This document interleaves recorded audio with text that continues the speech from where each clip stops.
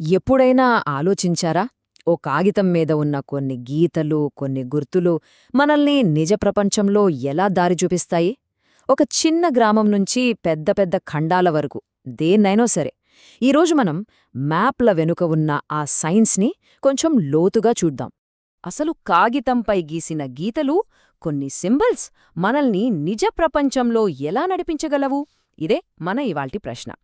Cartography అంటే మ్యాప్లను తయారు చేసే ఈ శాస్త్రం మన చుట్టూ ఉన్న ప్రపంచాన్ని అర్థం చేసుకోవడానికి ఎంత పవర్ఫుల్ టూలో కలిసి చూద్దాం. సో ఈ ప్రయాణంలో మనం 5 ముఖ్యమైన విషయాలు తెలుసుకోబోతున్నాం. గ్లోబ్కి, మ్యాప్కి తేడా ఏంటి? డైరెక్షన్స్ ఎలా కనుక్కోవాలి? అసలు స్కేల్ అంటే ఏంటి? మ్యాప్పై ఉండే ఆ రహస్య భాష ఏంటి? చివరిగా స్కెచ్, ప్లాన్, మ్యాప్కి ఉన్న తేడా ఏంటో కూడా అన్వేషిద్దాం. సరే, మొదలు పెడదామా? మన మొదటి స్టాప్ గ్లోబ్ నుంచి మ్యాప్ వరకు. అసలు మనకి ఒక చిన్న ఏరియా గురించి డీటెయిల్స్గా తెలియాలంటే మొత్తం భూగోళాన్ని చూపించే గ్లోబ్ కంటే ఒక చిన్న పేపర్పై ఉన్న మ్యాప్ ఎందుకు బెటరో చూద్దాం. గ్లోబ్ అద్భుతంగా ఉంటుంది కదా, మొత్తం భూమి మన కళ్ల ముందున్నట్టు. కానీ ఓ చిన్న ఊరి గురించి లోతుగా తెలుసుకోవాలంటే అప్పుడు గ్లోబ్ అంతగా పనికిరాదు. అక్కడే మ్యాప్ సీన్లోకి వస్తుంది. మ్యాప్ భూమిలో ఒక చిన్న భాగాన్ని తీసుకొని దాని గురించిన వివరాలను చాలా పెద్దగా, స్పష్టంగా చూపిస్తుంది. అందుకే ఒక గ్రామాన్ని స్టడీ చేయడానికి మ్యాప్ సరైన సాధనమన్నమాట. సో సింపుల్గా చెప్పాలంటే మ్యాప్ అంటే ఏంటి? 2 విషయాలు గుర్తుంచుకోవాలి. ఒకటి, ఇది ఫ్లాట్గా అంటే ఒక చదునైన ఉపరితలంపై ఉంటుంది. 2, ఇది స్కేల్ అనే ఒక పక్కా కొలతతో గీస్తారు. అసలు ఈ స్కేల్ అనేదే పెద్ద మ్యాజిక్. దాని గురించి ముందు ముందు చూద్దాం. ఇక ఇలాంటి చాలా మ్యాప్లను కలిపి ఒక పుస్తకంలా చేస్తే దాన్నే అట్లస్ అంటాం. అంతే, ప్రపంచంలోని వేర్వేరు ప్రాంతాల మ్యాప్లన్నీ ఒకే చోట ఉంటాయి.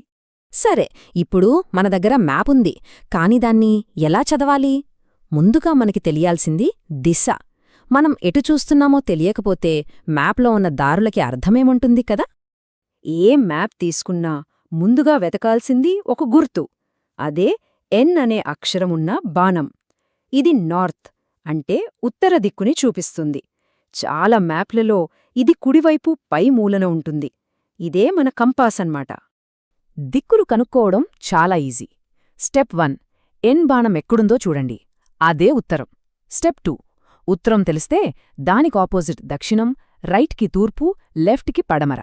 ఈ 4 ప్రధాన దిక్కులు.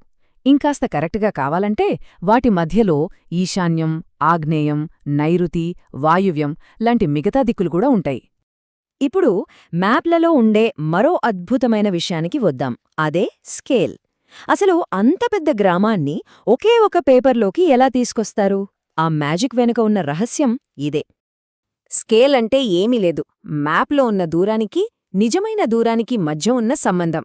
ఒక రకంగా చెప్పాలంటే ఇది మ్యాప్లోని సెంటీమీటర్లని నిజ జీవితంలో మీటర్లు లేదా కిలోమీటర్లుగా మార్చే ఒక ఫార్ములా. ఉదాహరణకు చూడండి, మ్యాప్లో 5 సెంటీమీటర్లు ఉందంటే అది నిజానికి నేలపై 500 మీటర్లతో సమానమన్నమాట. ఇలా ఒక చిన్న ప్రాంతాన్ని ఎక్కువ వివరాలతో చూపే మ్యాప్లను లార్జ్ స్కేల్ మ్యాప్లు అంటారు. పేరులో లార్జ్ ఉన్నా అవి చూపించేది చిన్న ఏరియానే, కానీ డీటెయిల్స్ మాత్రం చాలా ఎక్కువగా ఉంటాయి. మ్యాప్లకి వాటికంటూ ఒక రహస్య భాష ఉంటుంది. అదేంటో తెలుసా? దానిపై ఉండే రంగులు, అక్షరాలు, గుర్తులు. ఇప్పుడు ఆ భాషని ఎలా డీకోడ్ చేయాలో చూద్దాం. అన్నింటికన్నా ముఖ్యమైన విషయమేంటంటే ఈ గుర్తులు ఎవరో వాళ్లకి ఇష్టమొచ్చినట్టు పెట్టేవి కాదు. ఇవి యూనివర్సల్. అంటే ప్రపంచమంతా వీటిని ఒకేలా వాడటానికి ఒక ఒప్పందముంది. అందుకే ఏ దేశం మ్యాప్నైనా ఎవరైనా సరే అర్థం చేసుకోగలరు. ఈ యూనివర్సల్ లాంగ్వేజ్లో కొన్ని పదాలు చూద్దామా? నీలం రంగు ఎప్పుడూ నీటినే సూచిస్తుంది. నదులు, బావులు ఏదైనా సరే. ఆకుపచ్చ అంటే చెట్లు, పచ్చరి మైదానాలు. బ్రౌన్ కలర్ పర్వతాలకి. అలాగే పిఓ అంటే పోస్టాఫీస్, పిఎస్ అంటే పోలీస్ స్టేషన్. ఎంత సింపుల్గా ఉంది కదా?